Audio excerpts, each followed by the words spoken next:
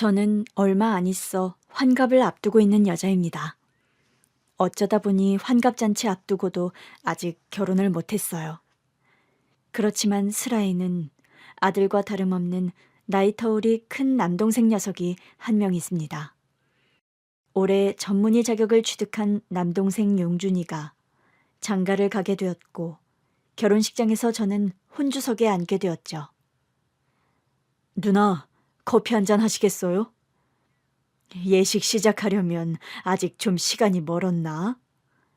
한 40분 정도 남았어요. 신부 대기실에 가보지 않고 왜 여길 왔어? 누나한테 꼭 드리고 싶은 말이 있어서요. 무슨 말? 감사드린다고요. 평생 저 키운다고 누나는 결혼도 못했는데 저 혼자 떡하니 장가간다고 예식장 와 있는 누나 보니까 너무 죄송해서요. 누가 결혼을 못했대? 나는 못한 게 아니라 안 한 거다. 저 키운다고 누나가 결혼 정년기 놓친 거 저 다 알아요. 그런 말을 하면서 눈물을 쏟는 남동생이었어요. 결혼식 날 새신랑이 예식 시작도 하기 전에 눈이 퉁퉁 붓게 될까 봐서 저는 그게 또 걱정이 되더군요. 요즘 100세 시대인 거 너 모르니? 혼자 남은 누나가 그리 걱정이면 너 일 치르고 나서 나도 좋은 사람 소개시켜 주렴. 환갑 앞두고 시집 가도 반백년 가까이 살아야 되는 시대 아니냐, 응? 저는 남동생 기분을 전환시켜주고 싶어서 일부러 그런 농담을 했더랍니다. 누나가 시집 간다면 저 대출 받아서라도 누나 멋들어지게 식 올려드릴 거예요. 아이고, 듣기만 해도 좋네. 어여 눈물 닦아라 용준아. 새신랑 눈이 퉁퉁 부어서 식장에 입장하는 거 보기 안 좋다. 큰 누나, 저 평생 키워주셔서 감사해요. 큰 누나는 누나가 아니라 제게 엄마나 다름없으셨어요. 그런 말을 하면서 제 손을 꼭 잡는 남동생이었어요. 남동생의 그 말을 듣고 있자니 또 제 눈시울이 붉어지더라고요. 남동생 말 맞다나 용준이는 저에게 남동생이 아니라 아들과 같은 존재인 게 사실입니다. 환갑을 앞둔 나이, 한복을 차려입고 혼주석에 앉아 남동생이 신랑 입장하는 걸 지켜보는데 문득 과거 일들이 주마등처럼 하나둘 떠오르더군요. 남동생 용준이의 존재를 처음 알게 된 건 제 나이가 30을 훌쩍 넘어서였어요. 그때 저희 엄마는 유방암 투병을 하시던 중이었고 상태가 위독해서 병원으로부터 마음의 준비를 하라는 시한부 선고를 받은 상황이었죠. 그때 저는 다니던 은행에 휴직계를 내고 엄마 간병을 하던 참이었죠. 유선아, 내가 죽기 전에 내게 꼭 할 말이 있다. 어느 날 엄마 간병을 하던 저에게 불쑥 그런 말씀을 하시는 엄마였어요. 저는 그때 엄마가 무슨 유언이라도 남기시려고 하나 그런 생각을 하며 엄마 말씀을 들었습니다. 그런데요, 뒤이어 나온 엄마의 말씀이 너무나 충격적이었어요. 이런 고백, 너에게 할 날이 언젠가는 올 거라고 생각했는데 결심을 해왔던 일이지만 쉽지가 않구나. 엄마, 대체 무슨 일인데 그러세요? 제 눈치를 보면서 심하게 불안해 보이는 엄마 눈빛을 보고 있자니 예사 고백이 아니라는 직감이 들긴 했어요. 유선아, 놀라지 말고 들어주기 바란다.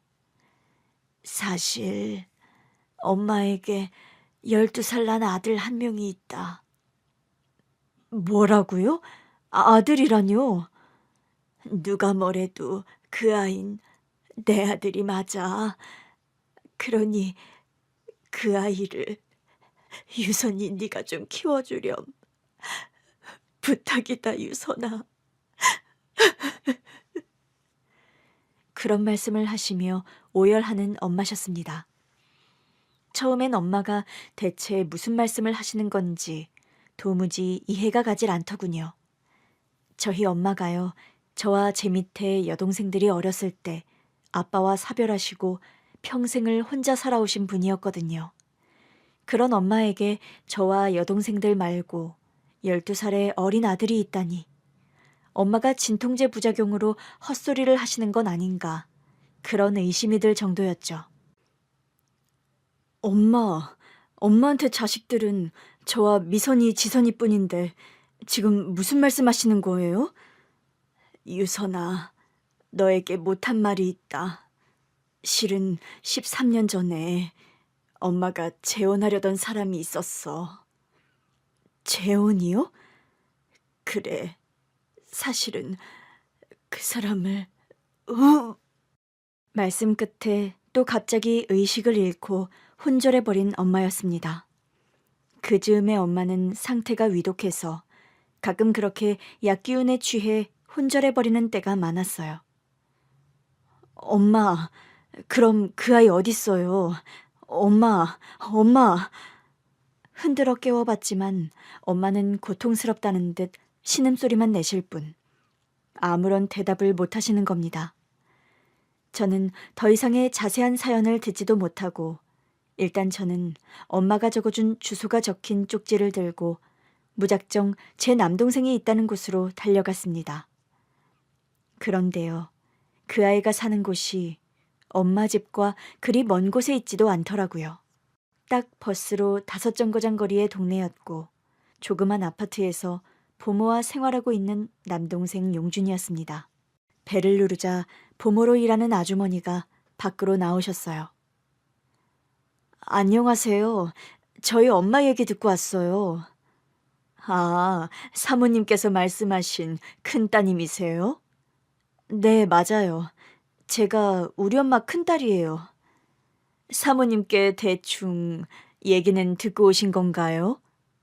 솔직히 말씀드리면 남동생이 있다는 것만 들었고 어떤 사연인지는 자세히 듣지 못하고 왔어요. 요즘 저희 엄마 상태가 영 좋지 못하시거든요. 사모님 건강이 안 좋아서 그게 참 걱정이네요. 용준이라는 아이는 지금 어디 갔나요? 아직 학교에서 안 돌아왔어요. 학교 끝나면 태권도랑 미술학원 들리고 오는 날이거든요. 저기요, 용준이를 대신 돌보고 지내신 지 오래되셨나요? 그럼요. 저는 용준이가 태어나던 해부터 사모님을 대신해서 용준이를 키워왔어요. 그럼 용준이가 어떻게 태어나게 된 아이인지 그 내막도 알고 계시겠군요. 그럼요. 저는 사실 사모님 고등학교 후배예요. 처녀 시절부터 사모님과 친자매처럼 친한 사이였고요. 그럼 저희 엄마가 어쩌다 이렇게 몰래 용준이를 키워오시게 된 건지 말씀 좀 해주세요. 그러죠. 사모님께서 하셔야 할 말들이긴 하지만 사모님 상태가 위중하니 일단 제가 대신 말씀드릴게요. 와서 소파에 좀 앉으세요. 목이라도 축이면서 얘기 들으세요. 그러면서 부엌에 가서 차를 한 잔 내오는 보모였어요. 그리고 보모로부터 듣게 된 과거 엄마의 사연은 참으로 기막히고 기구한 것이더군요. 사모님께서는 사실 재혼은 약속한 남자분이 한 분 계셨어요. 저희 엄마에게요? 네, 그때 큰따님. 참, 성함을 여쭤봐도 될까요? 저는 유선이에요. 그리고 저희 엄마와 친한 분이신데 제게 말씀 편하게 하시고요. 언니와는 막역했지만 제가 그림자처럼 용준이를 키우다 보니 유선 양은 초면이라 그래요. 아직 말을 놓기는 좀 실례 같네요. 보모라는 이모님은 교양 있고 나긋한 말투의 소유자였습니다. 나이 차이가 저와 한참 났음에도 초면이라면서 말 놓기를 끝까지 사양하시더군요. 유선 양이 고3 올라가던 해라서 그때 언니가 예정됐던 재혼 날짜를 미루게 됐어요. 언니, 사장님이랑 가족 식사 날짜 잡혔어요? 사장님이 초혼이라 결혼식 올려야 하는 거 아니에요? 나도 그래야 하나 물어봤는데 내 입장 고려해서 조용히 가족 식사로 대체하자고 하더라. 어머, 이거 혹시 언니가 예물로 받은 목걸이랑 반지예요? 음, 얼마 전에 불쑥 학교 앞으로 찾아와서 나가봤더니 차 안에서 청혼하면서 목걸이랑 반지를 내밀더라고. 그런 말씀을 하시며 수줍게 웃으시던 엄마셨다고 합니다. 애들한테 인사시키고 가족 식사하고 그럼 살림 합치는 거예요? 아마 그렇게 될 것 같다. 그날 식사 자리에는 너도 초대하고 싶은데. 그럼요, 언니. 언니가 좋은 분 만나 다시 가정 꾸리는데 내가 가서 축하해줘야죠. 엄마는 20대 시절 아빠와 사별하고 거의 20년 가까운 시간을 혼자서 저희 세 자매를 키우신 분이었어요. 그러다 늦은 나이에 다시 가정을 꾸리고 싶은 분을 만났던 거였죠. 언니가 만났던 사람은 건실한 중소기업을 운영하는 사업가였어요. 재력도 남달랐고 나이가 많았음에도 일만 하며 사느라 혼기를 놓쳐서 그 나이까지 결혼 경험도 없는 사람이었고요. 엄마가 그분을 처음 만난 건 아주 우연한 기회로 만났다고 합니다. 그날 엄마는 막내 여동생과 외출을 나가셨다가 갑자기 복통을 호소하는 막내 여동생을 데리고 택시를 잡으려고 동동거리고 거리에 서 계셨대요. 어린 여동생을 업고 길에서 동동거리는 엄마를 보고 한 자동차가 엄마 앞에 딱 서더랍니다. 무슨 급한 일 있으세요? 저희 아이가 갑자기 배가 아파 오는데 택시가 영 안 잡혀서. 그날 차를 몰고 관계자 미팅을 끝내고 집으로 돌아가던 그 사장님은 길거리에서 혼자 다급하게 택시를 잡는 엄마에게 조건 없는 친절을 베푸셨다고 합니다. 아픈 여동생과 엄마를 함께 병원에 데려다 주셨고 지갑이며 카드를 두고 온 엄마를 위해 병원비도 선뜻 대신 결제를 해주셨대요. 감사합니다. 오늘 그쪽 아니었으면 정말 큰일 날 뻔했어요. 표정이 너무 다급해 보이셔서요. 또 따님분도 무척 아파 보였고요. 큰 병 아니라니 다행이군요. 저 명함이라도 한 장 주시겠어요? 너무 감사해서 제가 인사라도 드려야 할 것 같군요. 그렇게 안면을 트게 된 엄마와 그 남자분이었다고 합니다. 엄마는 감사 인사를 전한다고 그분에게 저녁 식사를 대접했고 주변 사람들 모르게 2년 가까이 비밀스레 만남을 이어오셨다고요. 유선 씨 엄마와 그 사장님은 그렇게 만남을 이어오다 서로 함께 살기로 결혼 약속을 했어요. 엄마는 왜 그때 그럼 그런 말씀을 이런 방구 안 하신 걸까요?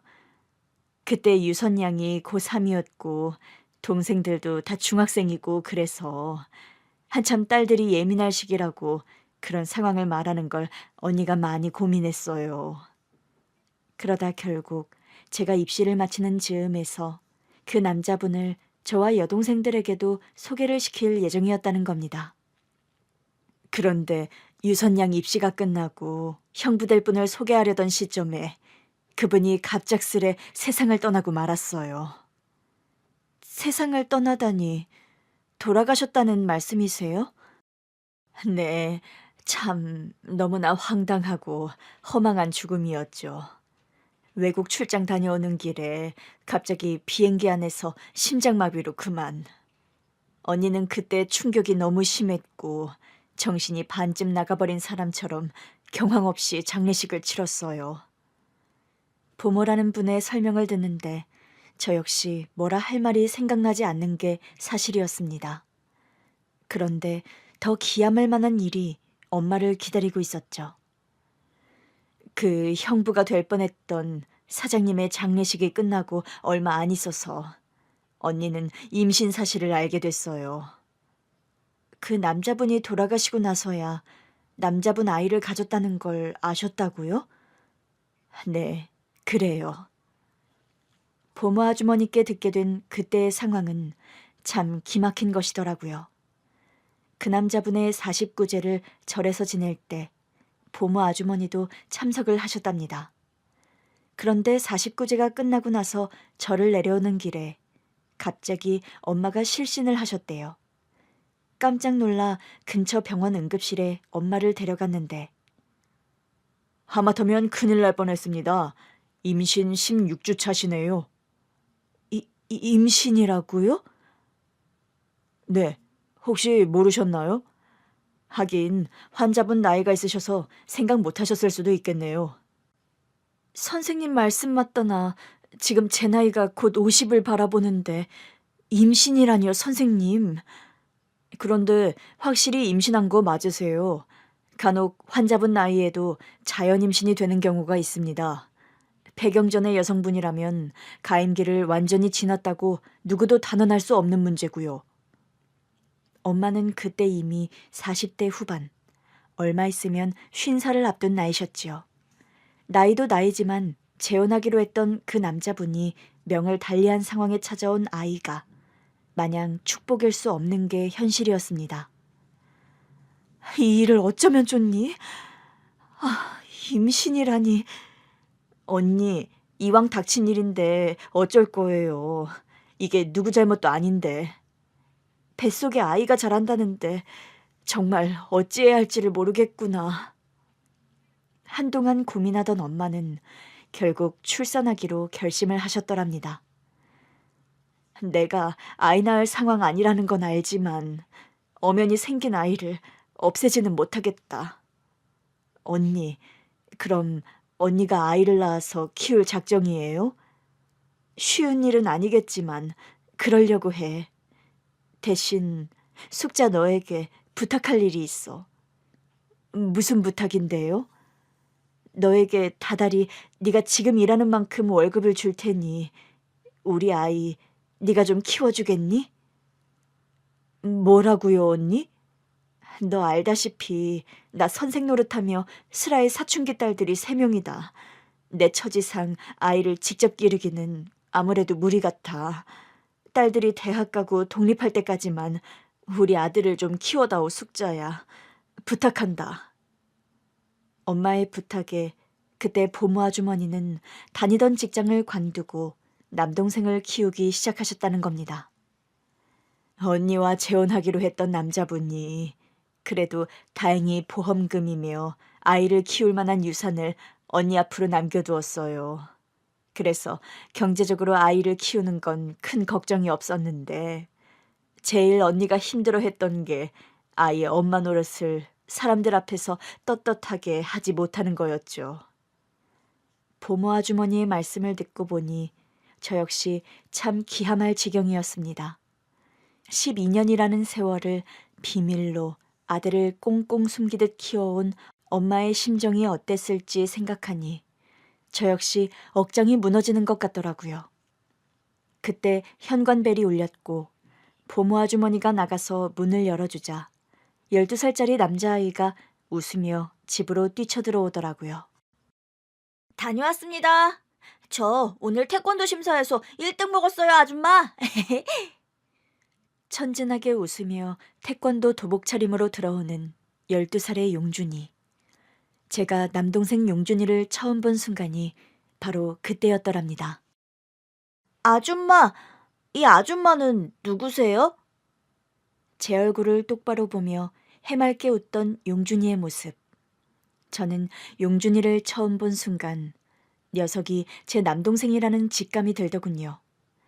부정하기에 용준이의 얼굴이 저희 엄마와 너무 똑같이 생겼더라고요. 엄마를 꼭 닮은 까만 눈망울을 보고 있자니 묘하게 마음이 시큰거렸습니다. 안녕, 용준아. 나는 네 누나 되는 사람이야. 오늘 너와 처음 보는 거지? 반갑다. 저는 어색한 인사를 남동생에게 건넸더랍니다. 안녕하세요, 누나. 놀라지도 않고 천연덕스럽게 인사를 하며 저에게 누나 소리를 하는 용준이었어요. 제가 좀 의아한 얼굴로 보니까 그런 설명을 해주는 보모 아주머니였죠. 용준이는 누나들 존재를 알고 있어요. 언니가 유선 씨랑 여동생들 이야기도 해주고 그랬거든요. 아, 그랬군요. 용준아, 너 엄마 안 보고 싶니? 보고 싶어요.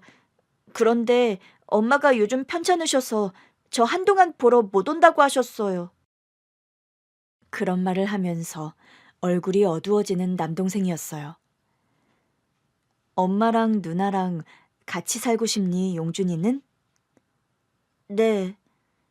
제 눈치를 보듯 망설이다 그런 대답을 하는 용준이었어요. 그때 저희 엄마가 살 날이 얼마 남지 않았다고 병원에서 시한부 선고를 받은 때였습니다. 하루라도 어린 용준이가 엄마 곁에서 지내게 하는 게 맞다는 생각이 들더군요. 그리고 피는 물보다 진하다는 말이 괜히 있는 게 아니더라고요. 한 번도 본 적 없는 용준이었는데 상황 설명을 듣고 제 남동생이라는 걸 알게 된 순간 용준이가 한없이 불쌍하고 가련하게 느껴졌습니다. 태어나자마자 아빠는 안 계시고 엄마라는 존재는 그림자처럼 눈치 보며 며칠에 한 번 보러 오는 게 다였을 용준이의 유년 시절을 생각하자 마음이 무척 아프더라고요. 저는 그날부로 짐을 다 싸서 용준이를 데리고 엄마 집으로 데리고 왔어요. 그때의 엄마 상황을 종합해보자면 재혼하려던 남자가 갑자기 교통사고로 돌아가셨고 장례식이 끝난 후에야 엄마는 임신 사실을 아셨다는 겁니다. 그때만 해도 지금만큼 시대가 개방적인 때가 아니었죠. 요즘이야 이혼이 흠도 아니고 돌싱남이니 돌싱년이 그런 단어들이 뜨악한 느낌을 주는 시대도 아니죠. 심지어 2번 이혼한 경험이 있는 돌돌싱이라는 말까지 아무렇지 않게 등장한 시대니까요. 그렇지만 엄마가 젊으셨을 때만 해도 이혼은 흠이고 숨겨야 하는 멍해처럼 여기던 때였죠. 그 와중에 보수적이고 폐쇄적인 것으로 둘째가라면 서러울 교직 사회에 몸담고 있던 엄마셨기에 사별해서 혼자 세 자매를 키우는 여선생이 아비도 모르는 사생아를 또 낳아서 기른다는 걸 감당하기 힘드셨을 게 뻔했을 겁니다. 그 당시 저는 30 중반의 나이로 그런 상황들을 이해할 만한 나이였고 남동생을 제가 거둬야겠다는 생각이 들더라고요. 남동생을 집으로 데리고 오자 엄마는 기뻐하며 고마워하셨고 슬아의 여동생들은 저처럼 또 모두 놀랐죠. 그래도 얼마 안 가 여동생들 역시 남동생의 존재를 받아들였습니다. 유선아, 고맙다. 용준이를 내치지 않고 받아들여줘서. 엄마, 용준이 존재 좀 더 일찍 말씀해 주시지 그랬어요. 몰래 혼자서 보모 아주머니 통해 키울 게 아니라 우리 집에서 용준이를 키웠으면 좋았을 거예요. 그때만 해도 너희들이 사춘기고 또 솔직히 말하면 주변 시선을 감당할 자신이 엄마는 없더구나. 지금에 와서는 모든 것이 후회가 된다. 그깟 선생님이 뭐라고 학교에서 잘릴 게 두려워서 남들 평판 무서워서 생태 같은 아들을 몰래 숨겨서 키웠는지. 그런 말씀을 하시며 오열하는 엄마셨어요. 그때 엄마의 나이가 61살이셨습니다. 엄마, 그분이요. 용준이 아빠라는 분 많이 사랑하셨어요?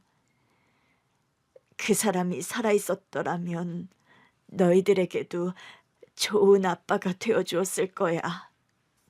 재혼하자 소리를 나에게 하면서 너희들에게 아빠 노릇 잘하겠다고 약속하던 사람이었으니까.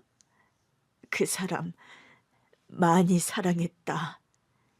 사랑했으니 몰래 숨겨 키웠을 망정 내가 목숨 걸고 용준이를 낳은 거지. 회한에 휩싸인 얼굴로 그런 말씀을 하시는 엄마셨어요. 돌이켜보니 한 10여 년 전에 엄마가 용준이를 임신하셨을 때 학교에 휴직계를 내고 시골에 내려가 계셨던 일이 떠오르더라고요.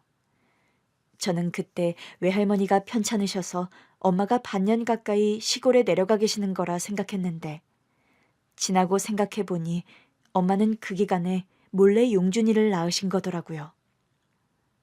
엄마, 모르면 몰랐을까.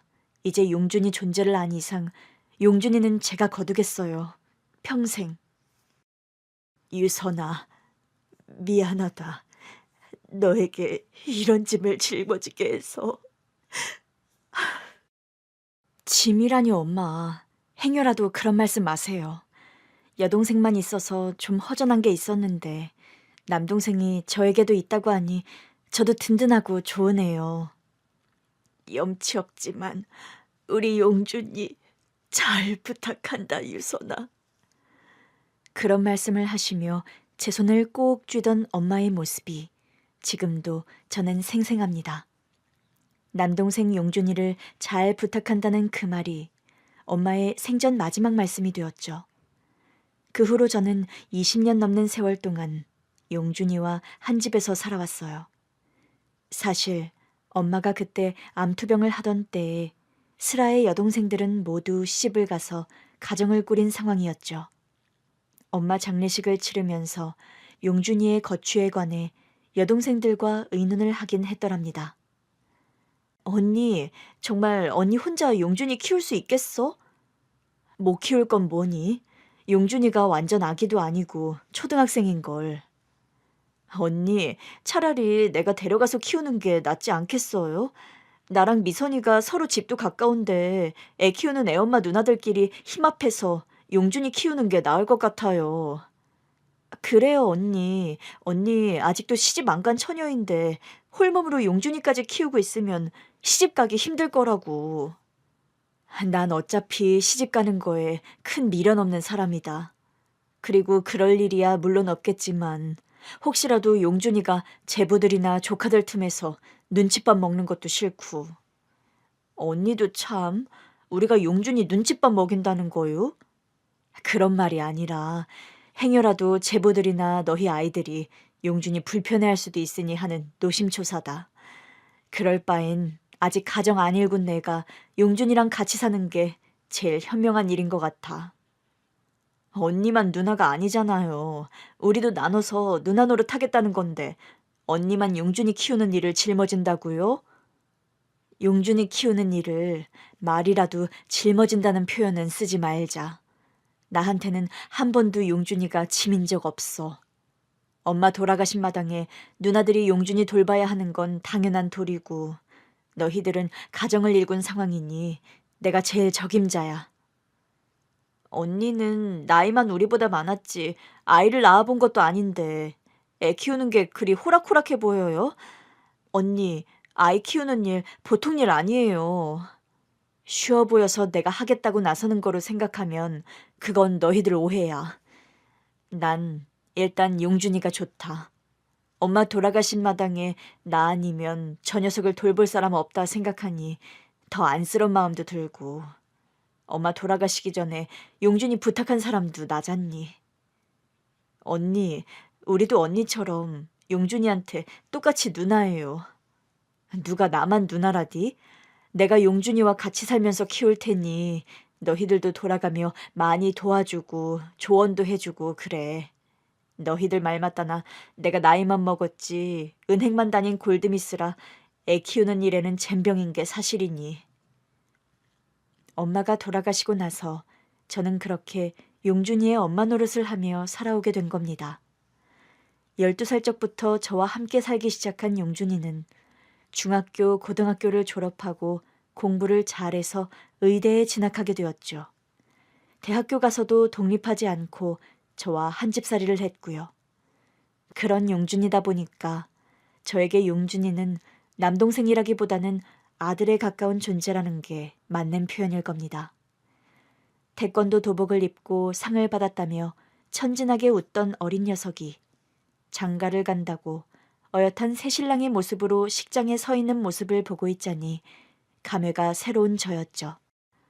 언니, 평생 고생 많았어요. 우리가 나눠서 해야 할 일을 언니 혼자 책임지게 해서 미안하고 고마워요. 무슨 말이니? 너희들도 많이들 도와줬는걸. 오늘 같은 날 엄마가 살아계셨더라면 얼마나 좋았을까요? 그러게 말이다. 누구보다 기뻐하고 좋아하셨을 거야. 우리 용준이가 저런 참한 신부감 만나 장가간다고 말이다. 그런 말을 하는 저와 여동생들의 눈에 모두 눈물이 글썽하게 맺혀 있더라고요. 결혼식이 무사히 끝나고 용준이와 새 신부는 신혼여행을 떠났습니다. 형님, 저희 신혼여행 잘 다녀올게요. 그래, 결혼식 올리느라 고생했는데 잘 쉬고 여행 즐겁게 하다 돌아오렴. 올 때 좋은 선물 사다 드리려고요. 혹시 형님 좋아하시는 가방 브랜드 따로 없으세요? 아유, 됐어. 이 나이 먹고 어디 비싼 백 들고 돌아다닐 때도 없다. 괜히 선물 산다고 돈 허투루 쓰지 말고 너희들 맛있는 거나 사 먹으렴. 용준 씨가 형님 선물 비싸고 좋은 거 사다 드린다고 벌써 벼르고 있는 거려? 명품백 하나 제대로 된 거 사다 드린다고 신나 있어요. 용준아, 내 명품백은 필요 없으니 네 아내 거랑 장모님 거나 챙겨드리렴.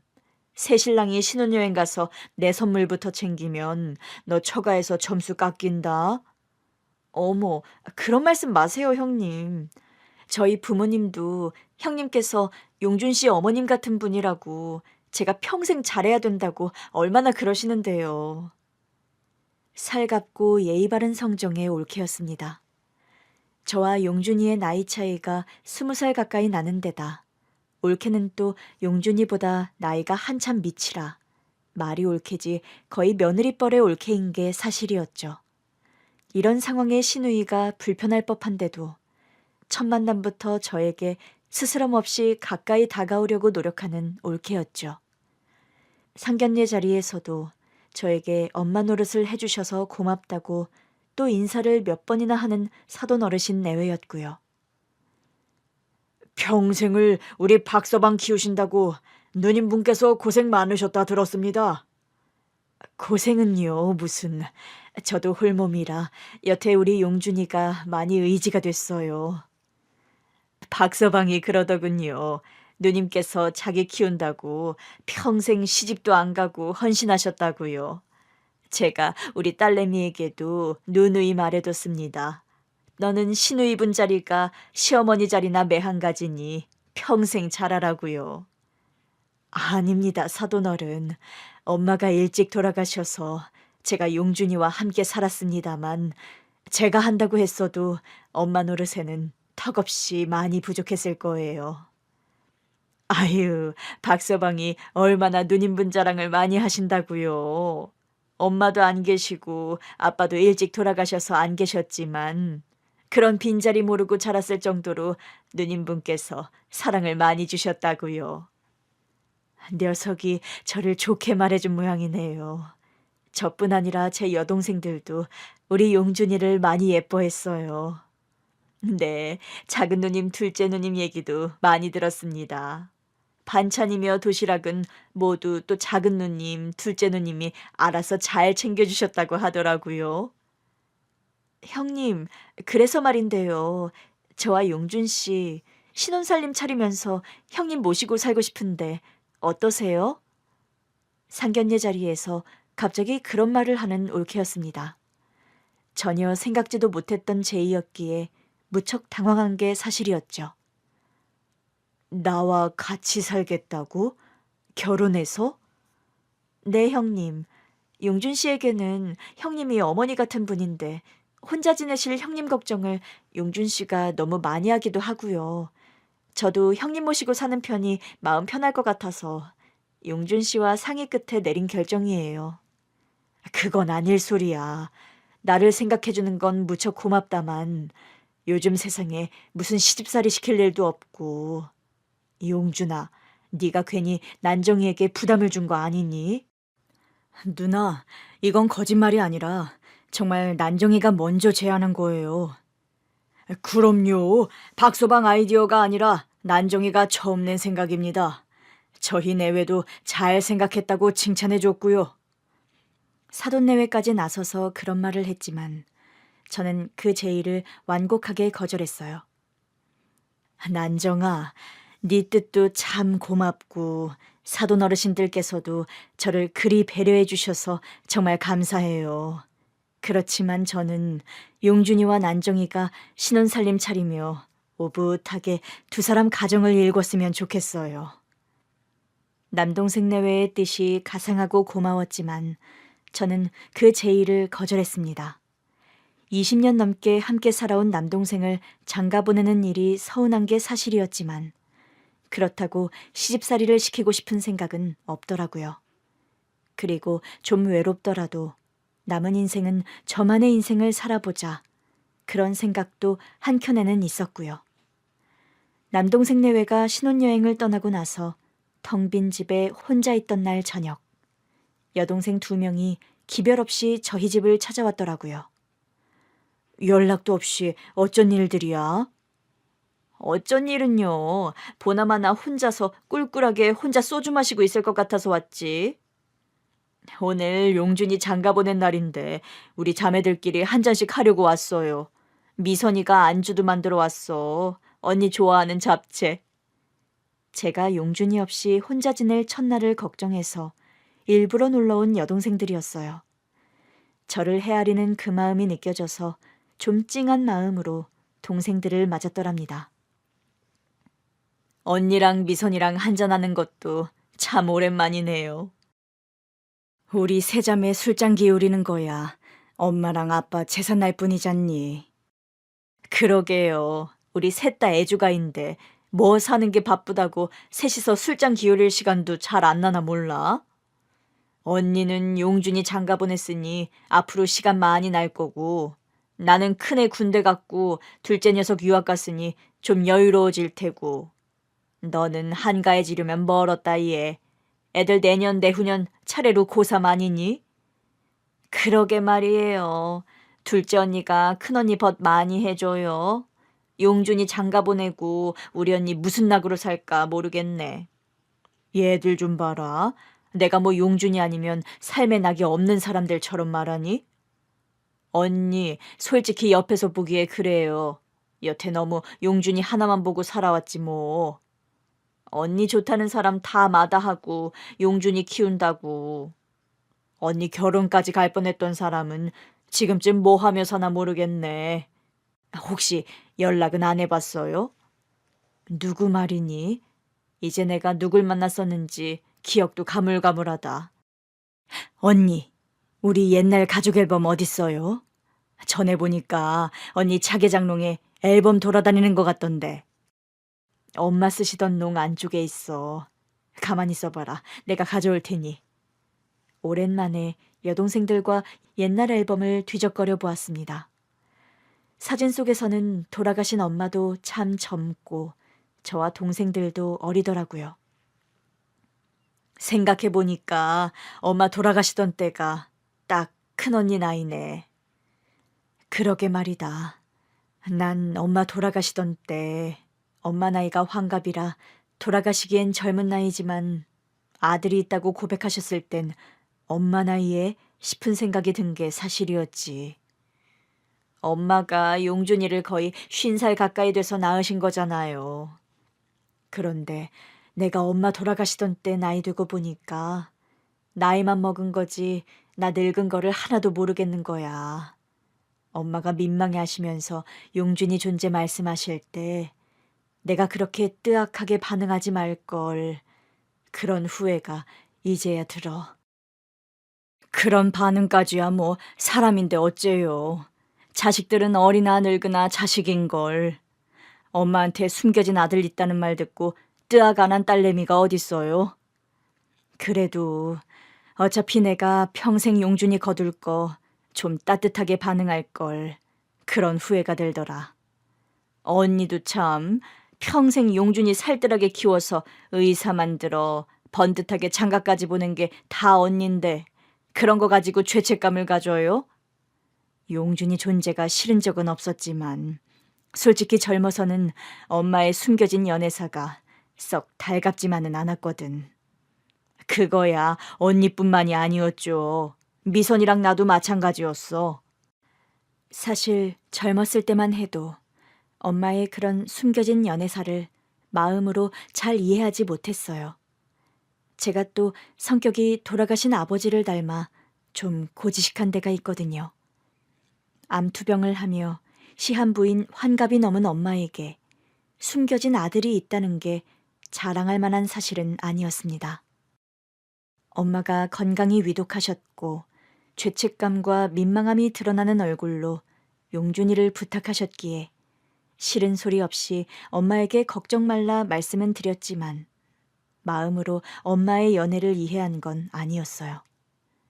그런데 환갑이 넘은 지금 엄마처럼 저 역시 홀몸으로 남동생 용준이를 키워오다 보니 엄마의 외로웠을 처지를 이제 누구보다 잘 이해하는 나이가 되어버린 거였죠. 저 역시 용준이를 키우며 겉으로는 싱글맘의 삶을 살았으니까요. 낡은 앨범 속에서 40대의 엄마는 참 고우시더라고요. 그 즈음의 나이에 용준이 친아버지와 만나 만남을 시작하시던 때라는 걸 알기에 그 즈음의 엄마 사진이 달리 보이더랍니다. 그때는 우리 엄마가 그저 엄마이기에 나이 많은 아줌마이고 엄마라는 역할만 생각했을 뿐 여자로서의 엄마의 인생을 참 생각하지 못했던 것 같습니다. 그런 자식들의 마음을 헤아렸기에 엄마는 용준이 친아버지를 만나며 저와 동생들에게 그분의 존재를 꽁꽁 숨기셨던 거겠죠. 언니, 이거 봐. 엄마 44살 정도 때 사진이야. 우리 엄마 이때도 꽤 괜찮았다. 그지? 엄마가 미인이셨잖아. 피부도 희고 나이 먹어서도 몸매 호리호리하시고. 솔직히 우리 자매들 중에 엄마 미모 따라가는 사람 아무도 없잖아. 그래도 우리들 중엔 큰언니가 엄마 제일 많이 닮았지 뭐. 안 그래? 동생들이 가리키는 사진 속에서 엄마는 만개한 벚꽃나무 아래에서 노란색 실크 원피스 차림으로 양산을 들고 웃고 계시더라고요. 저 즈음의 엄마는 자식들에게는 오픈할 수 없었지만 뒤늦게 찾아온 생의 끝사랑과 행복한 한때를 보내고 계셨구나 싶은 생각이 드니 마음이 참 묘했습니다. 저에게도 그런 사람이 있긴 했어요. 제가 남동생 용준이를 키우는 상황을 다 알고 있으면서도 저와 결혼하고 싶어 했던 마음 따뜻하고 다정한 남자가 있었죠. 그 사람은 제가 일하던 은행에서 함께 근무하던 동료였습니다. 용준이란 아이가 그럼 유선 씨 아들이 아니고 남동생이라고요? 지점 사람들 다 유선 씨 아들로 알고 있던데요. 착각들 하기에 그냥 내버려둔 거예요. 그리고 용준이는 남동생이긴 하지만 제게 아들 같은 녀석인 게 사실이고요. 전 그런 것도 모르고 그동안 제가 아들 혼자 키우는 이혼녀인 줄 아셨다고요? 네, 솔직히 그런 오해를 할 수밖에 없었네요. 오해 풀리셨다니 다행이네요. 전 그럼 이만. 어느 날 사내에서 대화 끝에 그런 말을 주고받게 되었더랍니다. 저기요, 유선 씨. 제가 유선 씨 상황 다 오케이라면 저 남자친구로 받아줄래요? 뭐라고요? 사실 저는 유선 씨가 이혼녀라고 오해했던 상황에서도 유선 씨한테 호감이 있었습니다. 그 말인 즉슨 이혼녀가 아니라는 게 검증되었으니 절 만나겠다는 말씀이세요? 아니요. 그게 아니라니까요. 제가 말씀드렸잖아요. 유선 씨가 이혼녀였더라도 전 유선 씨에게 고백했을 거예요. 무슨 말씀을 하고 싶으신 건지 잘 이해가 안 가는데요. 혼자 남은 남동생을 혼자 여태 거두고 계신 거잖아요. 그런 유선 씨의 따뜻한 마음씨가 더 사랑스럽게 느껴진다고요. 이제 더는 유선 씨 지켜만 보는 거 못하겠다고요. 그런 고백으로 저에게 다가온 사람이었죠. 저는 그때 남자들에게 인기가 많을 만한 여건이 결코 아니었어요. 나이도 많았고 남자들 틈에서 오래 직장 생활하며 버텨내느라 성격도 칼칼하고 날카로운 편이었죠.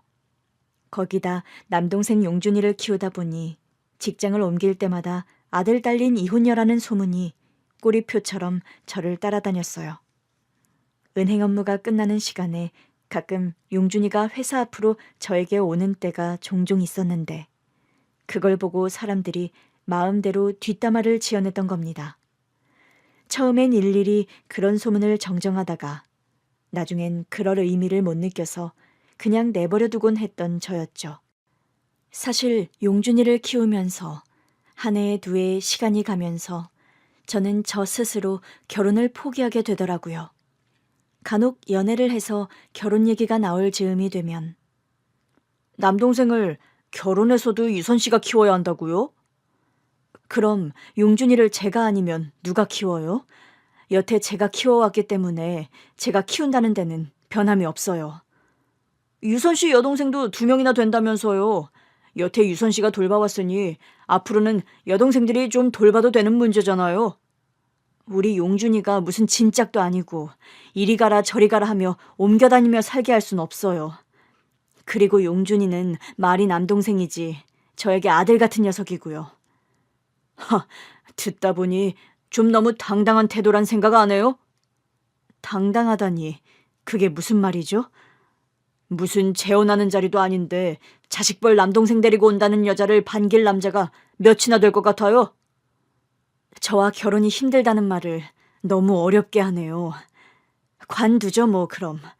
애초에 결혼이라는 게 당사자 간의 합의가 이뤄져야 하는 문제인데 시작부터 너무 삐걱거리는 것 같네요. 미안하다, 이해해달라. 그런 태도가 아닌 게 너무 당당해 보인다는 겁니다.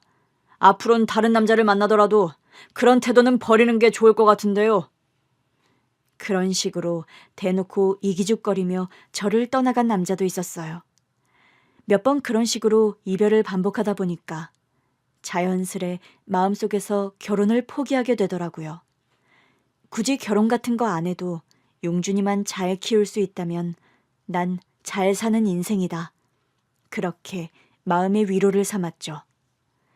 그런 저에게 처음부터 용준이를 키우는 저의 조건을 멍해로 여기지 않고 있는 그대로 받아들여준 남자는 태수 씨가 처음이었습니다. 관계가 조금 진지해진 후부터는 먼저 용준이를 만나서 허물없이 친해진 태수 씨였죠. 그런데 막상 그 사람과도 결혼 얘기가 나오고부터는 문제가 복잡해지기 시작해졌어요. 저와 태수 씨의 결혼을 극심하게 반대한 사람이 있었는데 바로 태수 씨의 어머니였습니다. 뭐? 아들뻘 남동생을 데리고 시집 온다고? 그게 말이니 막걸리니? 엄마, 다른 사람 자식도 아니고 유선 씨 남동생이에요. 부모님 일찍 돌아가셔서 어쩔 수 없는 상황이고요. 그 어미란 여자가 본 남편도 아니고 다른 남자 사이에서 낳은 아이가 그 남동생이라면서 그 어미의 그 딸이라는데 너는 그런 집안 여자를 네 와이프로 들이고 싶니? 어쩔 수 없는 상황이었다는 거 엄마도 다 들으셨으면서 그러세요. 시끄럽다. 너 이 애미가 죽는 꼴 보려거든 그 여자와 결혼을 하든 뭘 하든 해. 그 시어머니 될 분이 당시에 중증의 심근경색 환자였습니다. 충격과 스트레스에 취약한 병이었고 그 병을 빌미로 죽기 살기로 아들의 결혼을 반대하는 태수 씨 어머니였죠. 그 남자 역시 홀어머니 슬하에서 자랐고 형제자매도 없는 상황이라 어머니에 대한 효심 하나는 누구보다 각별하다는 걸 저는 알았고요. 태수 씨, 우리 서로 사랑하지만 결혼할 운명은 아닌 것 같아요. 유선 씨, 우리 어머니 시간 두고 천천히 설득할 거예요. 그러니까 조금만 기다려요, 네? 아니에요. 저번에도 회사 앞으로 찾아오셔서 저에게 울면서 부탁하셨어요. 제발 태수 씨 놓아달라고요. 유선 씨. 진짜 계속 속상하게 만들다가 어머니 병세 악화라도 되면 저 정말 감당 못할 거예요. 결혼을 해도 저나 태수 씨는 각자 남동생, 어머니와 한 집에서 살아야 하는 사람들인데 그 상황에서 행복한 동거가 될 상황도 아니고요. 그럼 고작 그런 이유로 우리가 헤어져야 한단 말이에요? 고작이라뇨. 말은 그렇게 하지만 누구보다 큰 문제라는 거 태수 씨가 더 잘 알잖아요. 우리 서로 많이 사랑하고 좋은 추억도 많았지만 여기까지만 해요. 그런 이별을 한 남자가 저에게도 있었어요. 다른 연애는 헤어지고 나서 별 생각이 나는 사람이 없었는데 그 태수라는 남자는 여전히 가끔 제 머릿속에 떠오르고 주기적으로 그리움을 불러일으키는 사람이었죠. 그 사람은 당시 남동생 용준이와도 친삼촌처럼 허물없이 잘 지냈고 저를 참 많이 사랑해준 남자였거든요. 오래된 앨범을 동생들과 뒤적이다 보니 엄마 젊은 시절 사진을 보다가 불현듯 제 지난 연애사가 머릿속에 소환되더라고요. 여동생들은 그날 저 혼자 적적할 거라면서 집으로 가지 않고 저희 집에서 자고 간다고 작은 방에서 먼저 잠이 들었죠. 그런데 그날따라 소주를 한 병 가까이 비웠는데도 좀처럼 잠이 잘 오지 않더라고요. 겨우 새벽쯤 잠이 들었는데 그날 밤 꿈에요. 생전 보이지 않던 엄마가 나타나셨어요. 꿈속에서 곱게 한복을 차려입은 엄마가 환하게 웃으시며 저에게 다가오시더니 유선아, 그동안 수고 많았다. 고마워. 그런 말을 하시면서 제 손을 꼭 잡아주시는 겁니다. 그리고 뒤돌아서 어떤 남자분의 손을 잡고 사라지셨어요. 두 분이 걸어가는 뒷모습이 쓸쓸한 것이 아니라 뭔가 기분 좋은 소풍을 떠나는 듯한 느낌이라 꿈속에서도 저는 무겁지 않은 마음으로 엄마를 보내드렸습니다. 아침에 일어나 꿈 얘기를 여동생들에게 했더니 언니, 엄마가 이제 진짜 마음 놓고 제자리를 찾아가셨나 봐요. 손잡고 같이 떠난 남자분 용준이 친부가 아닐까? 꿈은 꿈일 뿐이지 너무 큰 의미 부여는 하지 말자며 여동생과 아침을 먹었습니다. 여동생들도 집으로 떠나고 저는 미뤄뒀던 일정을 시작했어요. 사실 얼마 전에 저는 다니던 은행을 퇴임하고 은퇴 후의 삶을 계획하던 중이었거든요. 그동안은 은행 일에 또 용준이 키우는 일에 제 취미 활동을 제대로 할 시간이 잘 나지 않던 게 사실이었습니다. 제 버킷리스트 중에 하나가요. 사진 찍는 걸 제대로 배우는 일이었어요. 저는 사진을 배울 수 있는 동호회를 공을 들여 검색했고 가입을 했더랍니다. 환갑 가까이 먹어서 사진 동호회 활동을 시작하려니 그게 뭐라고 또 긴장이 되는 게 사실이었습니다. 여동생들은 이제라도 언니가 좀 사는 재미를 느껴보라며 늦깎이 제 취미 활동을 응원해 주더군요. 동호회에 나가보니 생각보다 나이대가 다양해서 놀랐습니다. 20대 청년부터 30, 40대의 사람들, 제 또래거나 더 나이가 많은 사람들도 있더라고요. 수동 카메라 작동법부터 렌즈를 다루는 법까지 제대로 배울 수 있어서 재미있고 유익한 시간들이었습니다. 시간 날 때마다 무리를 지어 출사 활동을 나갈 수 있는 점도 좋았죠. 한 번은 순천만 갈 때를 찍는다고 조를 잃어서 출사 활동을 나간 어느 날이었습니다. 위에서 익숙한 목소리 하나가 저를 부르며 반갑게 인사를 하는 겁니다. 저기 혹시 안유선 씨 아니세요? 누구길래 초면에 내 이름을 아는 걸까 싶어서 돌아본 저는 깜짝 놀랐습니다. 그 옛날 헤어진 그리운 그 옛 연인 태수 씨가 반백의 머리를 하고 목에 구형 라이카 카메라를 건 채 활짝 웃으며 서 있는 겁니다. 그 와중에도 저와 같은 카메라를 목에 걸고 있는 걸 보고 놀랐죠. 왜냐하면 그 카메라가요. 20여 년 전 그 사람과 제가 한창 데이트할 때 서로 기념일날 각자에게 선물해준 카메라였기 때문이에요. 처음 만난 기념일에 저와 그 사람은 반지나 목걸이 대신 서로에게 카메라를 선물해줬더랍니다. 서로가 사진 찍는 취미가 있다는 공통점 때문에도 그랬고 남은 평생 서로의 모습을 가장 많이 담아주는 사람이 되자는 약속의 의미로 서로에게 선물한 증표였던 셈이죠. 태수, 최태수 씨? 목소리 들으니 유선 씨 맞네요. 얼굴도 거의 그대로인데 목소리는 정말 예나 지금이나 똑같아요. 똑같은 게 또 하나 있네요. 우리 둘 다. 그러고선 서로의 카메라에 동시에 시선이 간 태수 씨와 저였습니다. 그 순간 서로의 눈빛이 마주쳤고 수백 마디 말 이상의 교감과 회환이 우리 두 사람을 감쌌습니다. 카메라를 여태 가지고 있었어요. 태수 씨도 여전히 가지고 있네요. 그 카메라. 세월을 돌고 돌아 그 사람을 만나게 됐다는 사실이 참 믿기지 않더라고요. 그날 저와 그 사람은 순천만 일대를 돌며 사진도 찍고 또 서로 지난 시간들에 대해서 대화도 많이 나누게 되었더랍니다. 어머니는 5년 전에 돌아가시고 아내와는 3년 전에 이혼을 했네요. 저는 얼마 전에 남동생 장가 보냈어요. 은행 퇴임해서 보다시피 요즘은 팔자 좋은 백수를 지내고 있고요. 태수 씨와는 동호회를 통해서뿐 아니라 시간 날 때마다 만나서 좋은 시간을 함께 보내고 있습니다. 돌고 돌아 만난 만큼 서로에 대한 애정과 이해가 남다른 저와 그 사람이지요.